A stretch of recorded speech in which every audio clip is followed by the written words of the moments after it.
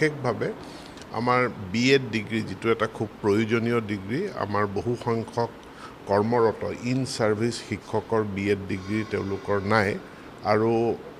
open and distance মোডত এই degree আহৰণ কৰাৰ ব্যৱস্থা আমাৰ ৰাজ্যখনৰ ভিতৰতে নাই এতেকে এই ষ্টেট ওপেন ইউনিভাৰ্চিটিত আমি B.edৰ কোৰ্স কেনেধৰণে কৰাব পাৰোঁ তাৰ কাৰণে আজি আমাৰ এডভাইজাৰ এডিশনাল চিফ সেক্ৰেটাৰী আমি তেওঁলোকৰ লগত এক দীঘলীয়া বৈঠকত আমি মিলিত হলো আৰু আমাৰ যেটো gross enrolment ratio in higher education বুলি কোৱা যায় য'ত আমি ভাৰতবৰ্ষৰ অন্যান্য ষ্টেটৰ তুলনাত পিছ পৰি আছো আমাৰ অনলি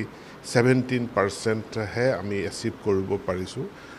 NEP-এ কৈছে 2035 চনৰ ভিতৰত 50% হ'ব লাগিব এতিয়া নেশনেল এভাৰেজ 30% আৰু এই আমি গ্ৰছ এনৰোলমেন্ট ৰেশিওটো উন্নীত কৰিবলৈ হলে মুক্ত বিশ্ববিদ্যালয় বা মুক্ত শিক্ষাৰ আমি ব্যৱস্থা ল'ব লাগিব এটো কেৱল উচ্চ শিক্ষাৰ ক্ষেত্ৰত নহয় বিদ্যালয় শিক্ষাৰ ক্ষেত্ৰতো আমাৰ আসাম হায়াৰ সেকেন্ডাৰী এডুকেশ্যন কাউন্সিলৰ অধীনত আমাৰ ওপেন স্কুল আছে ৰাষ্ট্ৰীয় পৰ্যায়ৰ নিয়স আছে national institute of open schooling আমি খুব সোনকালে বিদ্যালয় শিক্ষা আৰু উচ্চ শিক্ষা বিভাগত ক্ষেত্ৰত আমি মুক্ত শিক্ষাৰ এখন কৰ্মশালা অনুষ্ঠিত কৰিম আৰু এখন ষ্টেটৰ এখন SOPও আমি দিম যাতে ইয়াৰ গুণগত মানটো ৰক্ষা কৰিব পৰা যায় আৰু গৰিষ্ঠ সংখ্যক ছাত্ৰ ছাত্ৰীক আমি শিক্ষাও যাতে আমি প্ৰদান কৰিব